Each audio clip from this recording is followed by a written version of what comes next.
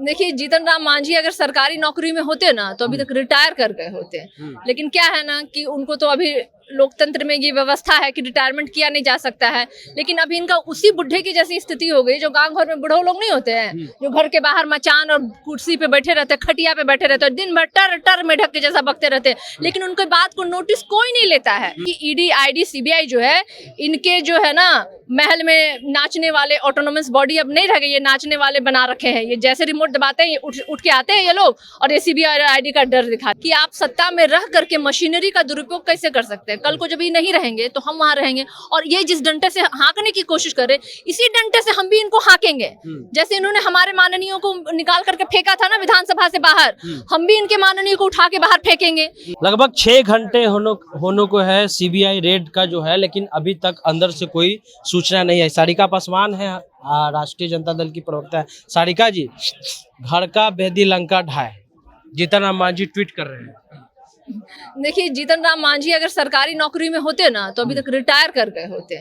लेकिन क्या है ना कि उनको तो अभी लोकतंत्र में ये व्यवस्था है कि रिटायरमेंट किया नहीं जा सकता है। लेकिन अभी इनका उसी बुढ़े की जैसी स्थिति हो गई जो गांव घर में बूढ़े लोग नहीं होते हैं, जो घर के बाहर मचान और कुर्सी पे बैठे रहते हैं, खटिया पे बैठे रहते हैं, दिन भर टर टर मेढक के जैसा बकते रहते हैं, लेकिन उनके बात को नोटिस कोई नहीं लेता है। जैसे जीतन राम मांझी का नोटिस नीतीश जी नहीं लेते हैं, तो हम लोग तो बिल्कुल ही नोटिस नहीं लेते हैं। क्या कीजिएगा, सटिया गए, उम्र हो चली है उनकी, तो कुछ भी बोलेंगे। ऐसा होता है क्या जैसा वो बोल रहे हैं? और होता होगा उनके घर में होता होगा, हमारे घर में नहीं होता है। हमारे यहाँ कोई ऐसा नहीं है विभीषण जो लंका को ढाएगा। सारे विभीषण है ना जीतन राम मांझी जी के घर में है, उनके जेडीयू के घर में है, बीजेपी वाले के घर में है, राष्ट्रीय जनता दल में नहीं है। कहीं महंगा तो नहीं पड़ रहा आपको? अरे, जातीय जनगणना ना महंगा पड़ेगा, ना बेरोजगारी की लड़ाई महंगी पड़ेगी, ना शिक्षा और स्वास्थ्य की मांग महंगी पड़ेगी।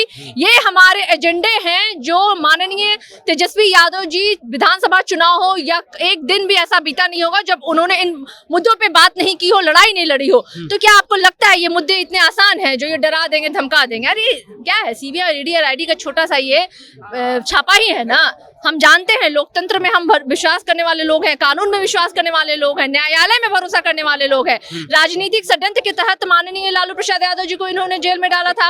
अंततः न्यायालय से हमें राहत मिली, हम क्लीन चिट साबित किए गए, और हमें यकीन है कि आगे भी यही होगा।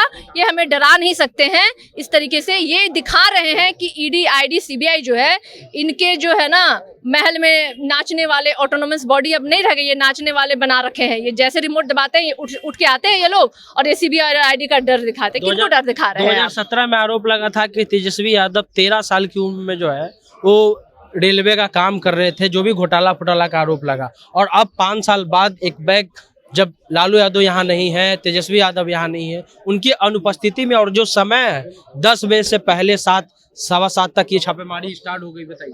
आपने पहले ही बोला आरोप लगे थे। आरोप और उसे साबित करने का जो कार्य होता है वो कानून के द्वारा होता है। और अभी अभी आपको पता चला होगा कि माननीय लालू प्रसाद यादव जी जेल से निकले हैं।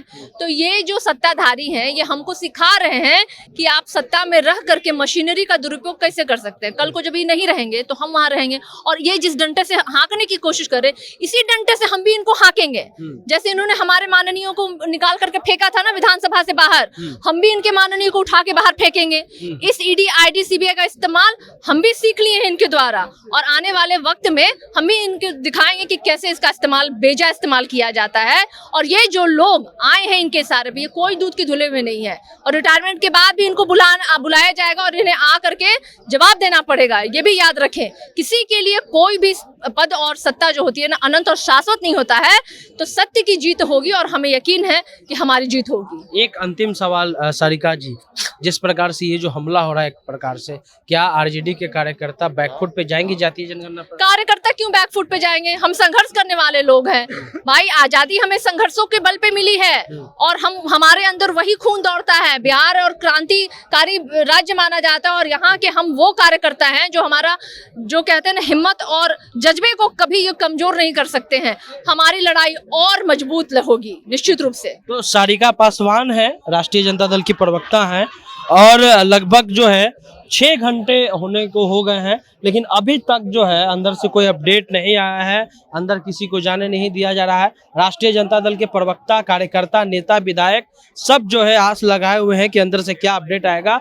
लेकिन 2017 आपको याद कराना चाहते हैं कि जब आरोप लगा कि 13 साल की उम्र में जो है तेजस्वी यादव भ्रष्टाचार कर रहे हैं, बाद में नीतीश कुमार ने जवाब मांगा और जवाब जो है कहने पर तेजस्वी यादव गुस्सा गए कि नीतीश कुमार को हम जवाब क्यों दे, उस पर रातों रात सरकार गिर जाती है। लेकिन 5 साल बाद जब तेजस्वी यादव यहाँ नहीं हैं, लालू यादव यहाँ नहीं हैं, राबड़ी देवी हैं, तेज प्रताप हैं, उनकी अनुपस्थिति में जो है जिस प्रकार से जो टाइमिंग पे सवाल उठ रहा है, क्योंकि लालू यादव मुख्यमंत्री रहे हैं बिहार के, अभी नेता विपक्ष जो है तेजस्वी यादव हैं, उनके आवास पर चोरी छिपे एक तरह से छापा मारना, उसमें वो कितना नैतिकता भरा है, ये जरूर सवाल उठेगा। जनता जंक्शन आप देख रहे थे, जो भी अपडेट होगा हम आपको बताते रहेंगे। मिलते हैं अगले वीडियो में, धन्यवाद।